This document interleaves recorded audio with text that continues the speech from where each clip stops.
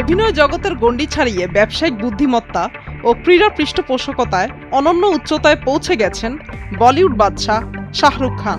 Indian premier league বা IPL এর অন্যতম সফল ফ্র্যাঞ্চাইজি কলকাতা নাইট রাইডার্স মালিকানার পর এবার মার্কিন যুক্তরাষ্ট্রের বুকেও নিজের ক্রীড়া সাম্রাজ্যের বিস্তার ঘটাচ্ছেন তিনি। লস অ্যাঞ্জেলসে একটি আন্তর্জাতিক মানের বিশ্বমান ক্রিকেট স্টেডিয়াম নির্মাণে বড় ধরনের বিনিয়োগ করে আমেরিকার বুকে ক্রিকেটকে এক নতুন মাত্রায় নিয়ে যাচ্ছেন কিং খান। নাইট রাইডার্স গ্রুপ ও লস অ্যাঞ্জেলসের স্থানীয় প্রশাসনের যৌথ উদ্যোগে এই মেগা প্রজেক্টটি বাস্তবায়িত হচ্ছে। আধুনিক সুযোগ সুবিধা সম্বলিত এই স্টেডিয়ামটি তৈরি হলে তা আমেরিকার মেজর লিগ ক্রিকেট এবং আন্তর্জাতিক টি-20 টুর্নামেন্টগুলোর জন্য একটি প্রধান ভেন্যু হিসেবে কাজ করবে।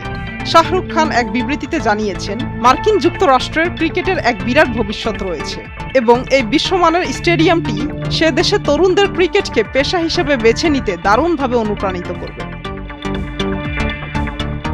বিনোদন জগতের পাশাপাশি ক্রীড়া দুনিয়ার এই রাজকীয় পদচারণা শাহরুখ খানকে কেবল একজন অভিনেতা হিসেবেই নয়, বরং একজন আন্তর্জাতিক স্তরের দূরদর্শী গ্লোবাল বিজনেসম্যান হিসেবে বিশ্বমঞ্চে অনন্যভাবে প্রতিষ্ঠিত করেছে। শুধু সিনেমা দিয়ে রূপালী পর্দা শাসন করাই নয়, 22 গজের মায়াজালে মার্কিন মূল্যকেও কিং খানের এই জয়যাত্রা কোটি ভক্তের মনে নতুন উন্মাদনা সৃষ্টি করেছে। ক্রীড়া বিশ্লেষকদের মতে 2028 লস অ্যাঞ্জেলসে অলিম্পিকে ক্রিকেট যুক্ত হওয়ার যে ঐতিহাসিক সিদ্ধান্ত এসেছে, শাহরুখ খানের এই স্টেডিয়াম নির্মাণ সেই পরিকল্পনাকে আরও গতিশীল করবে। এই বহু কোটি ডলারের স্টেডিয়ামে বিশ্বমানের ট্রেনিং একাডেমি, লাক্সারি স্যুট এবং অত্যাধুনিক মিডিয়া সেন্টারও অন্তর্ভুক্ত থাকছে।